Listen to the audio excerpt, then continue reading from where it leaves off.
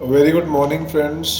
हम कर रहे हैं Indian history for IAS preparation और उसमें हम एंशियंट इंडिया हिस्ट्री कर रहे हैं।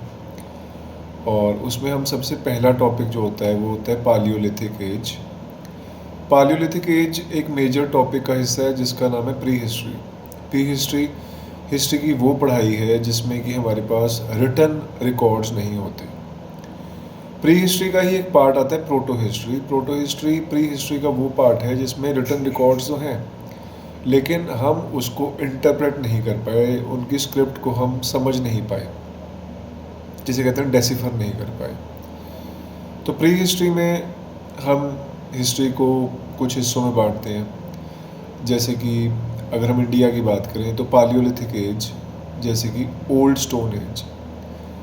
उसके बाद मिडल स्टोन एज जिसे हम मीज़ोलिथिक कहते हैं, और नियोलिथिक यानी कि न्यू स्टोन एज। जो पहला ओर या मेटल इंडिया में यूज़ किया गया वो था कॉपर, और कॉपर को ग्रीक में बोलते हैं चालको या कालको। तो उसी के बेसिस पे अगली जो फेज़ आता है उसे बोलते हैं चालकोलिथिक। चालकोलिथिक एज में ही जब सिटीज़ डेवलप होने लग गई और सिविलाइजेशन आ गई तो उसे हम सिंधु घाटी की सभ्यता या इंडस वैली सिविलाइजेशन या हड़प्पन कल्चर बोलते हैं।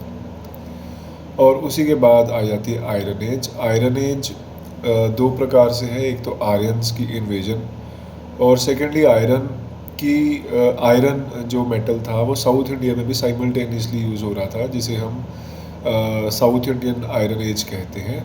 और इसी में एक मेगालिथिक बरियल्स नाम से टॉपिक आता है। तो शुरू करते हैं। सबसे पहले हम कर रहे हैं प्री हिस्ट्री। प्री हिस्ट्री का जो फेज़ है, टाइम पीरियड है, वो है 30 लाख ईसा पूर्व BCE, बिफोर कॉमन इरा। अब क्रिश्चियन इरा नहीं बोलते, अब कॉमन इरा बोलते हैं, से लेके 600 BCE। अब इसको जैसे कि मैंने बताया, इसको डिवाइड किया हुआ है हमने कुछ हिस्सों में: पालियोलिथिक, मीज़ोलिथिक, नियोलिथिक, चालकोलिथिक और आयरन एज। अब प्री हिस्ट्री के फीचर्स क्या है कि हमारे पास रिटन रिकॉर्ड्स नहीं हैं, और हमें फिर पता कैसे चलता है इनके बारे में। इनके लिए हमें आर्कियोलॉजिकल एविडेंसेस हैं, जैसे कि जो पत्थर के टूल्स ये लोग इस्तेमाल करते थे, जो पॉटरी ये लोग इस्तेमाल करते थे, आर्टिफैक्ट्स यानी कि मिट्टी की चीज़ें बनाई हुई, लोहे की चीज़ें बनाई, लोहा तो तब था ही नहीं, जो भी मिट्टी के या मेटल के या स्टोन की जो भी चीज़ें उन्होंने बनाई हुई, चाहे वो एक शो पीस हो या कुछ भी, और मेटल इम्प्लीमेंट्स। अब father of pre historic archaeology कहा जाता है रॉबर्ट ब्रूस फुटे को। रॉबर्ट ब्रूस फुटे को father of pre historic archaeology कहा जाता है।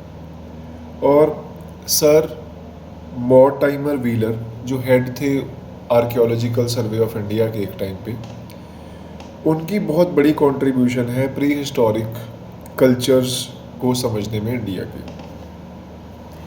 अब जब प्री हिस्ट्री को समझना है, हमने पता है कि हमारे पास रिटर्न एविडेंसेस तो नहीं है और हम अलग अलग तरीक़ों से आर्कियोलॉजी की हेल्प ले रहे हैं, तो उसमें जो टाइम पीरियड देखने के लिए हम जिस चीज़ का इस्तेमाल करते हैं उसे कहते हैं रेडियो कार्बन डेटिंग। जो भी चीज़ हमारे पास है उसमें कुछ ना कुछ कार्बन का एक हिस्सा होता है, और कार्बन का एक हिस्सा ऐसा होता है जो कि रेडियो एक्टिव होता है, यानी कि वो रेडियो एक्टिव रेज एमिट करता है।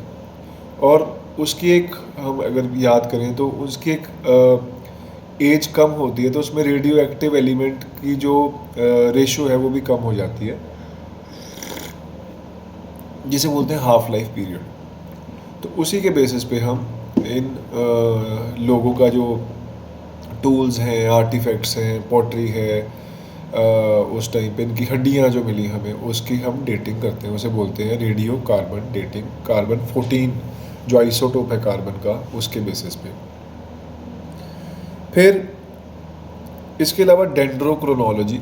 डेंड्रोक्रोनोलॉजी बेसिकली क्या होता है, जो पेड़ उस टाइम के हैं, पेड़ों की टाइम पीरियड बहुत बड़ी होती है, तो हम पता लगा लेते हैं कि उसमें कितने रिंग्स हैं।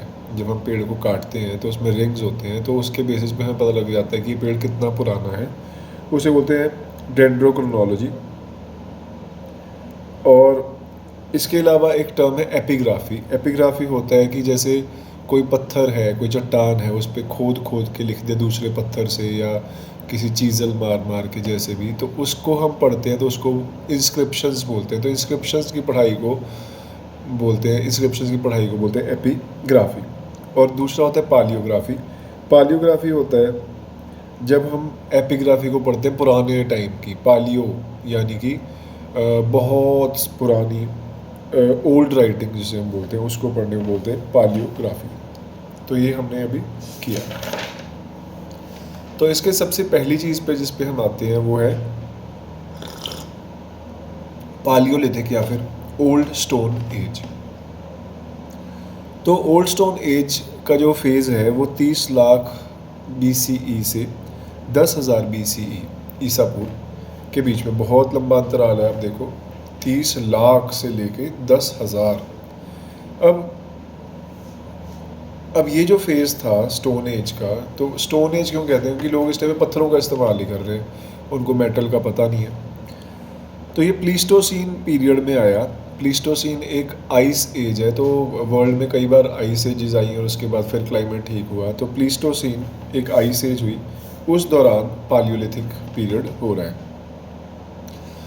अब इन लोगों को जो पालियोलिथिक एज में आ रहे हैं, उनको ना तो एग्रीकल्चर के बारे में पता था, ना उनको ये पता था मकान कैसे बनाते हैं, ना उनको पॉटरी के बारे में पता था, ना ही उनको किसी मेटल के बारे में पता था। ये जो सिविलाइजेशन थी, ये जो कल्चर था, सिविलाइजेशन कहना गलत हो जाएगा लेकिन, क्योंकि सिविलाइजेशन के पास अपनी एक स्क्रिप्ट होती है। तो ये जो कल्चर था ये प्रैक्टिकली पूरे भारत में फैला, लेकिन alluvial plains of Indus and Ganges नहीं फैला। उसका एक कारण ये हो सकता है कि इन लोगों को पत्थर चाहिए थे जानवरों को मारने के लिए, अपने टूल्स बनाने के लिए, और परहैप्स जो ये एल्यूवियल प्लेन्स थे यहाँ पे पत्थर इतना नहीं मिलता था, है ना। ये एक थ्योरी हो सकती है। अब इस बंदे को जो पालियोलिथिक एज में इंसान था उसे क्वार्ट्ज़ाइट मैन भी कहते थे। क्वार्ट्ज़ाइट क्यों? क्योंकि क्वार्ट्ज़ाइट एक मेटल होता है, क्वार्ट्ज़ाइट एक पत्थर होता है जो बहुत ही ज़्यादा हार्ड होता है, और इसी वजह से इंडिया में ये पाया जाता है। पूरे वर्ल्ड में भी होता है, लेकिन इंडिया वाले जो ये क्वार्ट्ज़ाइट का इस्तेमाल ज़्यादा करते होंगे। तो इस बंदे को जो पालियोलिथिक एज में बंदा है उसे क्वार्ट्ज़ाइट मैन के नाम से भी जाना जाता है।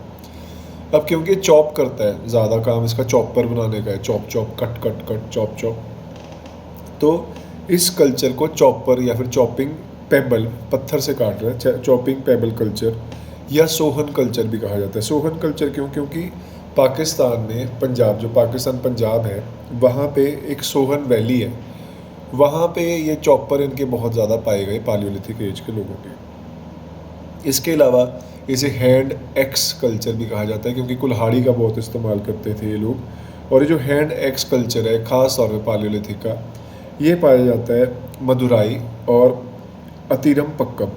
मद्रास स्टेट होती थी उस टाइम पे जब खोज की गई, व्हीलर वगैरह ने जब खोज की, तो इसको कहा जाता है हैंड एक्स कल्चर। तो क्योंकि मद्रास वाली प्रोविंस में पाया गया जब अंग्रेज़ों ने इसकी खोज की, तो इसे मद्रासियन कल्चर भी कहा जाता है। तो इसे चॉपिंग कल्चर भी कहा जाता है, सोहन कल्चर भी कहा जाता है, हैंड एक्स कल्चर भी कहा जाता है, और मद्रासियन कल्चर भी कहा जाता है। फिर आता है इसकी फेमस साइट्स कौन सी हैं। इसकी फेमस साइट्स हैं सबसे पहले सोन वैली या सोहन वैली जो पाकिस्तान में है, और पतवार प्लेट्यू, ये भी पाकिस्तान में ही है। उसके बाद शिवालिक हिल्स, उसके बाद भीमबेटका मध्य प्रदेश में गुफाएं हैं। फिर आदमगढ़ हिल्स, ये नर्मदा वैली में है। फिर करनूल आंध्र प्रदेश में, और लास्टली अतीरम पक्कम चेन्नई के पास। अतीरम पक्कम वही जहाँ पे हम हैंड एक्स कल्चर या मद्रासियन कल्चर कहा जाता है। तो इसके अलावा हुंसगी नाम की भी एक जगह है जो कृष्णा के पास में है, कर्नाटक में। तो ये भी एक इम्पॉर्टेंट साइट है पालियोलिथिक कल्चर की। अब पालियोलिथिक कल्चर को भी हमने 3 हिस्सों में डिवाइड किया है, लोअर, मिडल और अपर। तो लोअर सबसे नीचे वाला हिस्सा, जैसे लेयर्स बनती है ना, अब कुछ भी आप काम करोगे फिर आप मर जाओगे, फिर मिट्टी में आप ऊपर से मिट्टी आती जा रही है और नीचे हो गई, फिर मिडल, फिर अपर, तो इस तरह से चलता है। तो जो लोअर पालियोलिथिक कल्चर है वो 5 लाख से 50,000 BCE के बीच में है, ठीक है। जो पालियोलिथिक कल्चर ओवरऑल है वो 30 लाख से 10,000 BCE के बीच में है। लेकिन अब चीज़ों को बेटर अंडरस्टैंड करने के लिए, उस कल्चर को और बेटर अंडरस्टैंड करने के लिए हमने 3 डिविजन्स की। तो जो लोअर पालियोलिथिक कल्चर है वो 30 लाख साल पहले नहीं हम कंसिडर करें, वो 5 लाख से 50,000 BCE के बीच में है। इस दौरान इंसान को आग पे काबू पाना आ गया। अब आग तो लोगों को पहले ही पता थी, क्यों? जंगल होते थे, जंगल सूखते थे, जब उसमें लकड़ियाँ आपस में रगड़ खा रही हैं, कुछ हो रहा है, चिंगारी निकली और आग लग गई। तो ऐसा तो नहीं था कि आग हमने इन्वेंट की, आग हमने बेसिकली कंट्रोल करना आया इस दौरान। कब? लोअर पालियोलिथिक एज में। आग का इस्तेमाल करते क्यों थे ये लोग आग का इस्तेमाल करते थे मीट को पकाने के लिए और एनिमल्स को डराने के लिए। अब इस टाइम पे इंसान क्या कर रहा है? खाने को या तो गैदर कर रहा है, फ्रूट्स वगैरह इकट्ठे कर रहा है, या फिर हंटिंग कर रहा है। और वो पेड़ों पे रहता है जंगली जानवरों से बचने के लिए, और या फिर गुफाओं में रहता है। क्या टूल्स इस्तेमाल करता था? सिंपल चॉपर, हमने बात भी की जैसे। और जो टूल्स है बड़े रफ़ थे, बड़े क्रूड थे, बस ऐसे ही कोई पत्थर उठाया और फेंक दिया, पत्थर उठाया उससे तोड़ने फोड़ने लग गए। और इसके अलावा चॉपर्स और हैंड एक्सेस के अलावा एक और जो टूल था इनके पास, उसे बोलते थे क्लीवर। अब लोअर पालियोलिथिक की अगर हम बात करें तो उसमें कौन सी साइट्स इंपॉर्टेंट हैं? दोबारा से सोन वैली या सोहन वैली जो कि पाकिस्तान में है, उसके अलावा डिडवाना राजस्थान में है, उसके अलावा हिरन वैली गुजरात में, उसके अलावा भीमबेटका के रॉक शेल्टर्स जो कि हमने ओवरऑल पालियोलिथिक में भी देखे मध्य प्रदेश में, और यूपी में बेलन वैली मिर्ज़ापुर में। आगे जब हम चलते हैं तो हम करते हैं मिडल पालियोलिथिक एज। तो हमने कहा कि पालियोलिथिक, पहले हमने कहा कि हमने जो प्री हिस्ट्री है उसको 5 हिस्सों में डिवाइड किया: पालियोलिथिक, मीज़ोलिथिक, नियोलिथिक, चाल्कोलिथिक और आयरन एज।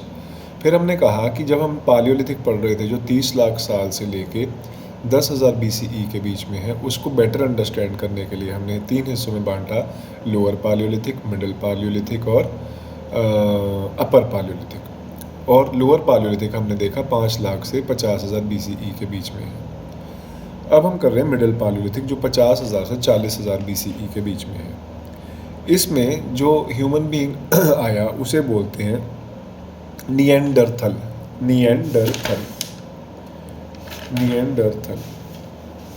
और जो लोअर पालियोलिथिक में था उसे बोलते हैं होमो इरेक्टस। तो जो लोअर पालियोलिथिक में ह्यूमन बीइंग आया उसे होमो इरेक्टस बोलते हैं कि पहली बार जो वन मानुष था उसने टेढ़े से थोड़ा उसकी रीढ़ की हड्डी बिल्कुल सीधी होने लग गई थी। और जो मिडल पालियोलिथिक में 50,000 BCE से 40,000 BCE के बीच में आया निएंडरथल, वो बहुत ही तगड़ा था, थोड़ा बोना था हाइट में, लेकिन आज की डेट में निएंडरथल्स एग्जिस्ट नहीं करते, मिडल पालियोलिथिक एज। अब इन लोगों ने, निएंडरथल्स जो थे, इन्होंने लैंग्वेज को इन्वेंट किया। ध्यान रहे कि स्क्रिप्ट नहीं थी, लिपि नहीं थी, लिख नहीं रहे थे, लेकिन बोलने के लिए लैंग्वेज का इस्तेमाल कर रहे थे। और ये अभी भी हंटिंग ही कर रहे थे, फूड गैदरिंग ही कर रहे थे। और जैसे हमने देखा कि लोअर पालियोलिथिक में हमारे पास चॉप कर रहे थे, यहाँ पे फ्लेक कल्चर आया, तो हमने छीलना शुरू किया पत्थर को, और वो पत्थर से हम फ्लेक्स बना रहे हैं। अब ये जो फ्लेक्स थे, जो ये वाला कल्चर है, ये ज़्यादा रिफाइंड थे, ज़्यादा हल्के थे, और जो पत्थर था वो ज़्यादा हार्ड हमने ढूंढना शुरू किया। उस पत्थर को बोलते थे फ्लिंट।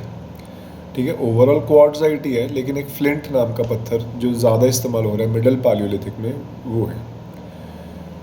अब फ्लेक्स के बेसिस पे कई तरह के टूल्स बनाए हमने, जैसे कि ब्लेड्स, जैसे कि पॉइंटर्स, स्क्रैपर्स, बोरर्स। नाम से पता चलता है, स्क्रैप करना ऐसे जैसे आलू को छीलते हैं, और बोर करना नीचे जैसे बोरिंग करते हैं ट्यूबवेल के लिए, ब्लेड का इस्तेमाल तो हमें पता ही है। और पॉइंटर यानी पॉइंटेड सा कुछ होगा।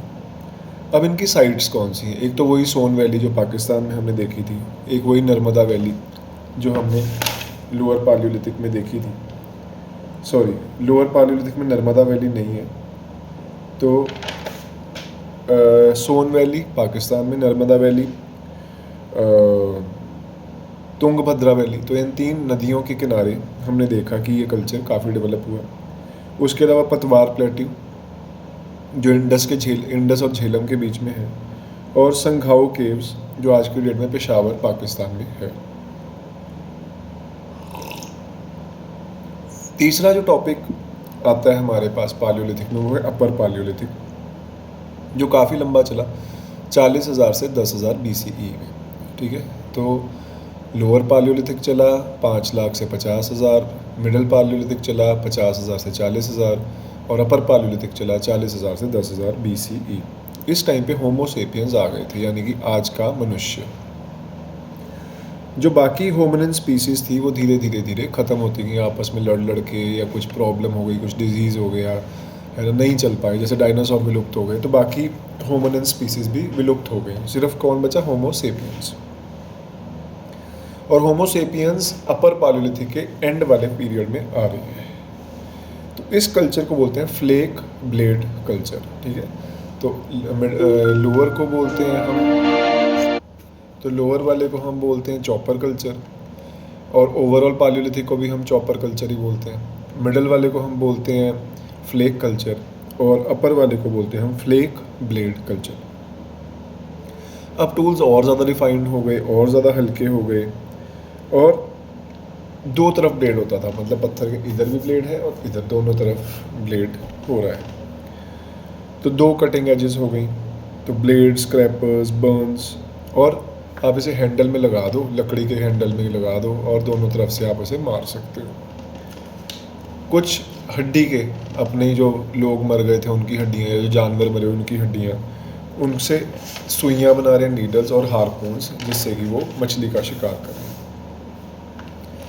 अपर पालियोलिथिक एज में जो साइट्स मिल रही हैं वो है आंध्र प्रदेश में, कर्नाटक में, महाराष्ट्र में, सेंट्रल मध्य प्रदेश में, और सदर्न यूपी में, और छोटा नागपुर प्लेट्यू में।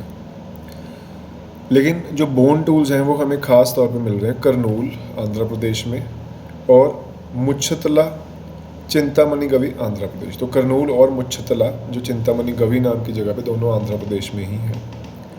तो ये हमारा हो गया पालियोलिथिक एज। पालियोलिथिक एज के बाद जो दूसरा फेज़ आता है उसे बोलते हैं मीज़ोलिथिक और मिडल स्टोन एज। ये 9000 BCE से लेके 4000 BCE के बीच का फेज़ है। अब ये ट्रांजिशनल फेज़ है बिटवीन पालियोलिथिक एंड नियोलिथिक।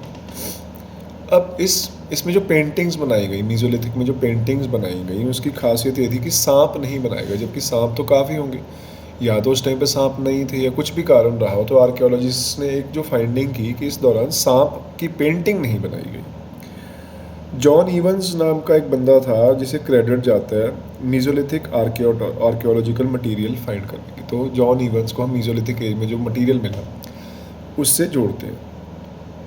और लोग बो एंड एरो का इस्तेमाल करते थे, जिस वजह से वो बड़े बड़े जानवरों को मारे। दूर से इतना बड़ा हाथी है, इतना बड़ा जो भी हिप्पो है, या उस टाइम पे और भी कई जानवर होते होंगे जो आज एक्सटिंक्ट हो गए होंगे, शेर हैं, है ना, तो उनको बो एंड एरो से, वो तीर कमान से दूर से मार देते थे। और कई लोग जब तीर कमान से मारे जा रहे हैं तो वो दूर से ही मर जाता था। तो बड़े जानवरों का शिकार करना आसान हो गया।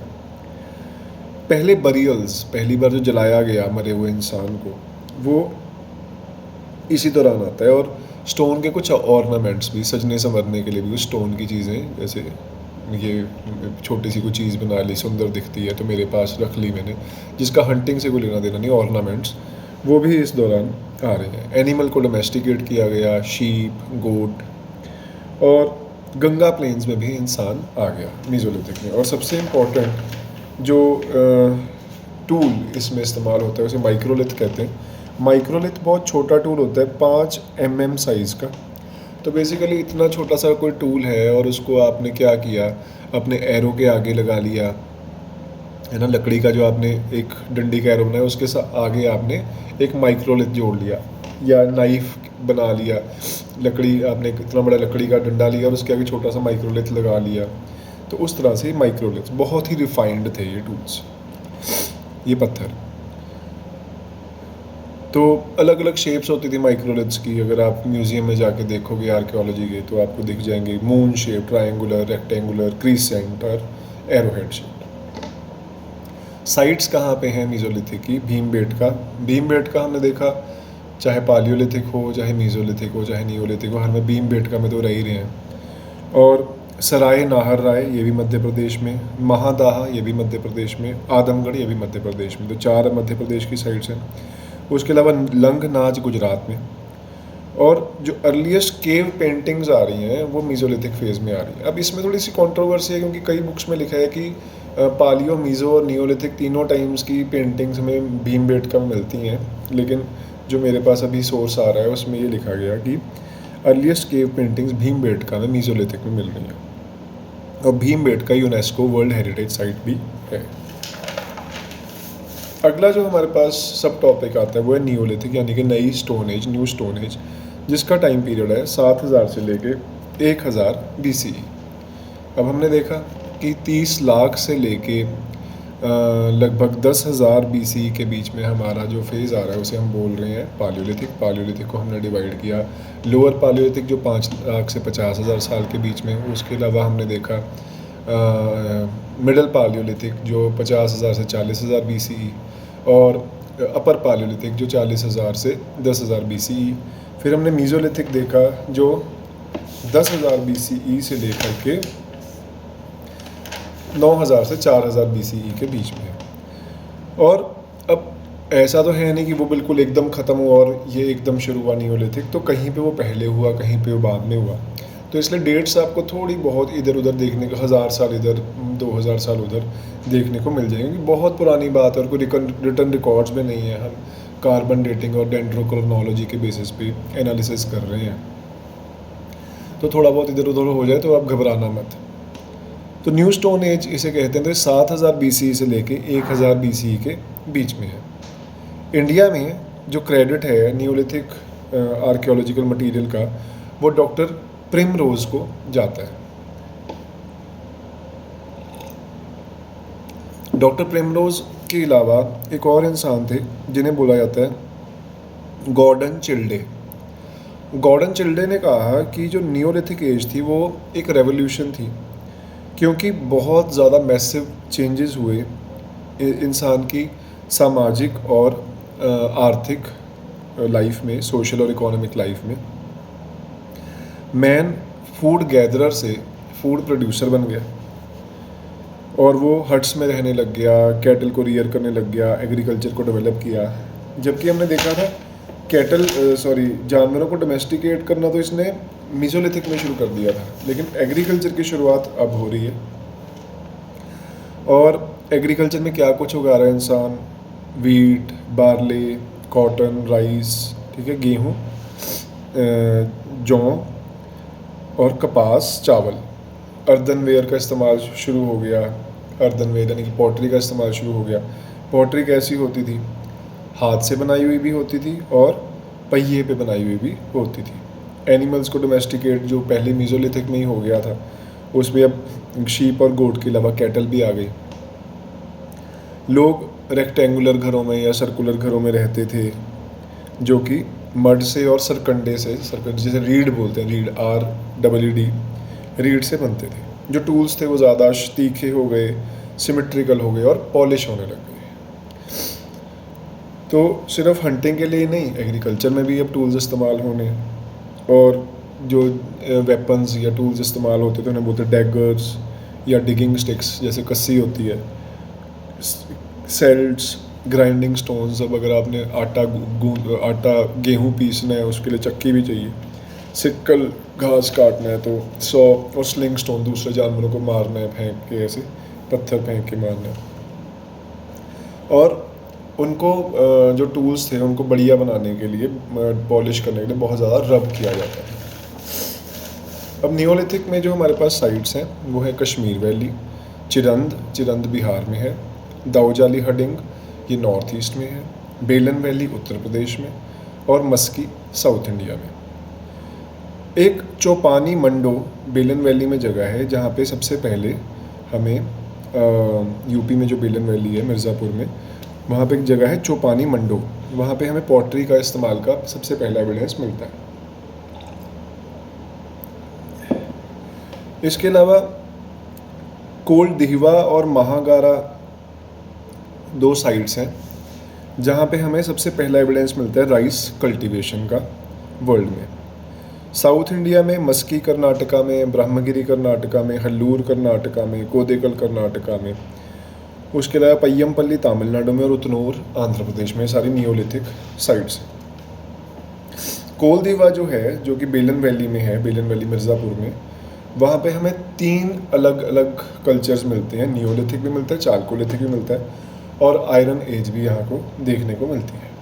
मेहरगढ़ जो पाकिस्तान में है वो सबसे पहली नियोलिथिक साइट है, सबसे पुरानी है और इसे बलूचिस्तान में है। मेहरगढ़ पाकिस्तान में एक जगह बलूचिस्तान, तो इस मेहरगढ़ को ब्रेड बास्केट ऑफ बलूचिस्तान भी कहा जाता है। तो बुरज़ोहाम, मेहरगढ़, कोल दिवा, महागारा, दौजाली, हार्डिंग, पय्यमपल्ली, हल्लूर, ये सारी हमें नियोलिथिक साइट्स देखने को मिलती है। उसके बाद चालकोलिथिक। चालकोलिथिक में जैसे कि नाम ही सजेस्ट कर रहा है कि अब मेटल का इस्तेमाल भी होने लग गया और इंडिया में जो पहला मेटल इस्तेमाल किया गया वो आयरन नहीं था, वो था कॉपर। और इसका जो फेज़ है वो हम बोलते हैं 3500 BC से लेके 1000 BC। नियोलिथिक हमने देखा था 7000 से 1000। तो हमने जैसे पहले भी डिस्कस किया, हो सकता है इंडिया के एक एरिया में अभी नियोलिथिक चल रहा है और दूसरे में चालकोलिथिक शुरू हो गया है, तो इस वजह से मैंने कहा कि डेट्स इधर उधर हो सकती हैं, उससे कंफ्यूज नहीं होना। तो जो पहला मेटल इंडिया एज में आई वो थी कॉपर। तो इसे स्टोन कॉपर भी कहते हैं। चालको का मतलब कॉपर हो गया और लिथ का मतलब रॉक हो गया। चालकोलिथिक को हम 3 हिस्सों में डिवाइड करते हैं। प्री हड़प्पन, हड़प्पा आने से पहले 3500 से 2500 BC, हड़प्पन 2500 से 1750 BC और पोस्ट हड़प्पन 2000 से 1000 BC। तो चालकोलिथिक जैसे कि हमने पहले डिस्कस किया, खेलकोस कॉपर को बोलते थे ग्रीक्स, वहाँ से चालको बन गया और लिथोस का मतलब रॉक होता है। तो ये भी रिवर वैलीज़ में ही हुई। हड़प्पा कल्चर पार्ट माना जाता है चालकोलिथिक कल्चर का। अब चालकोलिथिक में फार्मिंग कम्युनिटीज़ तो हमने देखा कि नियोलिथिक में ही आ गई थी।